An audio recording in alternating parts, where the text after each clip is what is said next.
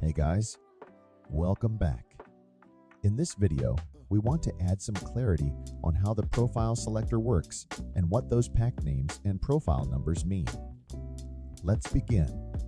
To start, the link has 4 purposes you can roast for. These purposes are cupping, espresso, filter, and omni. The cupping profiles best suit any coffee that will be cupped. Espresso profiles best suit any coffee that will be extracted through an espresso machine or most pressurized extraction methods. Filter profiles best suit coffees brewed by any immersion or drip filter methods. Omni profiles should be looked at as a universal profile that can be manipulated to suit any purpose of use. Adjusting longer or shorter developments can allow this profile to suit either espresso, filter, or even milk-based uses. With the purposes clear, let us look deeper into what choices are available for each of these roast purposes. In the V3 Profile Pack, 10 profile styles can be selected.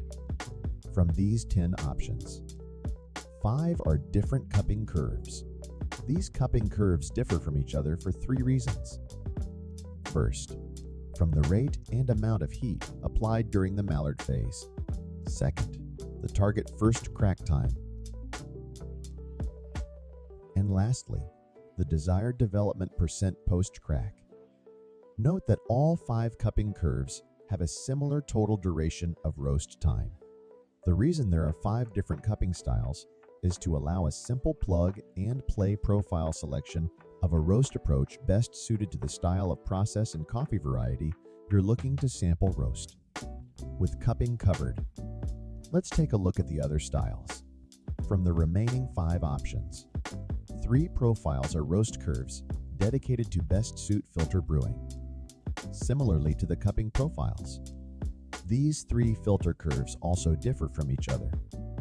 The differences from each are seen through changes in the amount of heat applied during the Maillard phase, the fact that all 3 filter curves have different target times when the first crack occurs, and the last difference between them is that all 3 filter curves have different roast time durations.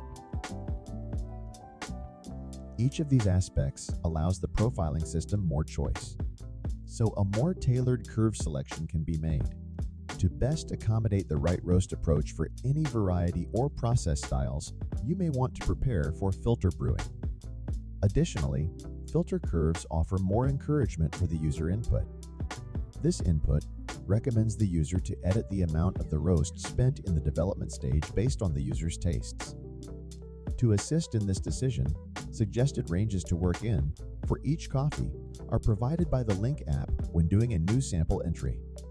When combining all these variables, having only 3 different styles of filters was deemed adequate to have all of your brewing needs covered. Now, with 8 of the 10 options covered, let's look at the remaining 2 styles and their purpose. The remaining 2 options are split equally through an espresso approach and an omni approach. It's important to note that in the next V4 update, this will include 3 curve options for the espresso space. These 3 curves will have the same differentiating variables as what was just discussed in the filter profiles. But for now, in the V3 Profile Pack versions, both espresso and omni curve styles have 1 curve each. Both styles are designed to be manipulated through the development percent stage to suit the user's taste, allowing adequate variation for differences in processing style and variety to be adjusted for by increasing or decreasing the development percent. To better guide users, the development percent amount for each will be recommended by a suggested range to work in via the Link app's new sample entry solutions. Now, with the 10 options of roast profiles covered, let's jump into the power curves, or what is often referred to as a profile number. Although there are only 10 profile designs which are often referred to as profile packs, did you know that each of these designs has between 41 to 46 different versions? These profile numbers can range from 194 to 225. Each of these power curve numbers increases in value in increments of 0.5. The most important aspect of each number is that these numbers relate to different power curve versions of the same 10-core profile designs we spoke about earlier in the video. In the current V3 system, there are over 450 individual profile curves over all roast styles. These different profile numbers of each of the 10 profiles relate to the power curve needed to have the right heat energy applied throughout the roast. This means that regardless of density, process, or variety, all coffees have the right heat applied at the right times to have the roast phases all occur at the correct time for the style of the curve that has been selected. The power curve number needed for your profile largely relates to the volume by weight density reading you enter when making a new sample entry. This volume by weight density number allows your coffee to be compared against the data pool of previous roasts the algorithm draws its decision-making from.